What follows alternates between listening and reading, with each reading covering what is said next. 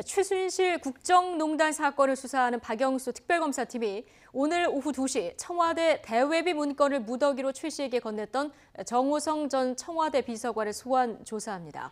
오늘 새벽까지 강도 높은 조사를 받은 김종 전 문체부 차관도 특검에 다시 소환됩니다. 현장에 나가 있는 취재기자 연결합니다. 이종원 기자. 네, 특검 사무실입니다. 어제 최순실 씨와 김종 전 차관이 조사를 받았는데요. 오늘 곧바로 정호성 전 비서관이 소환되는 것, 이거 어떤 의미가 있다고 봐야 될까요? 네, 정호성 전 비서관이 오늘 오후 2시 이곳 특검 사무실로 소환됩니다.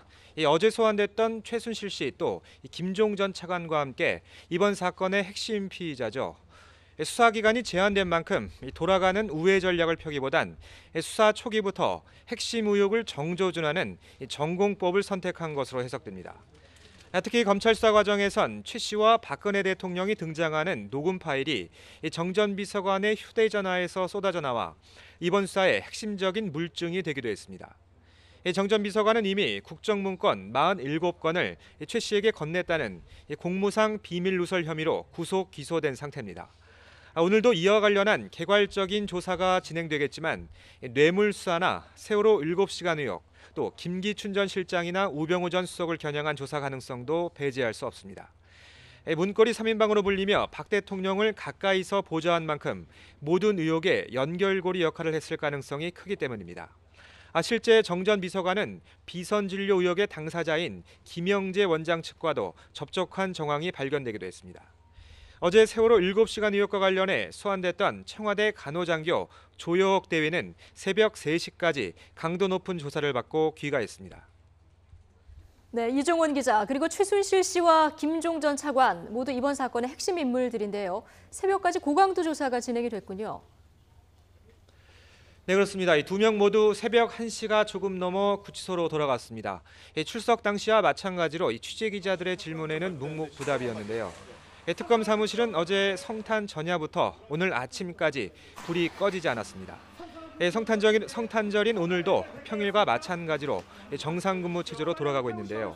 현재 진술 내용을 분석하는 데 집중하고 있습니다.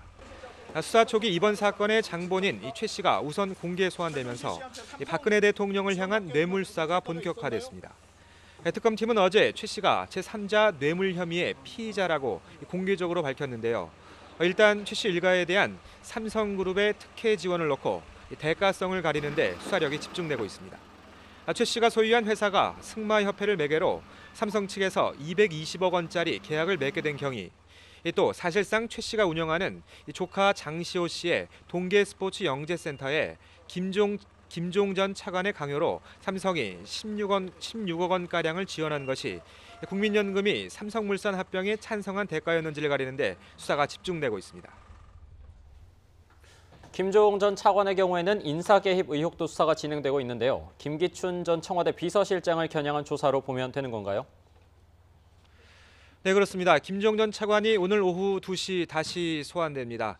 어제 구치소로 들어간 지 13시간 만에 재소환되는 건데요.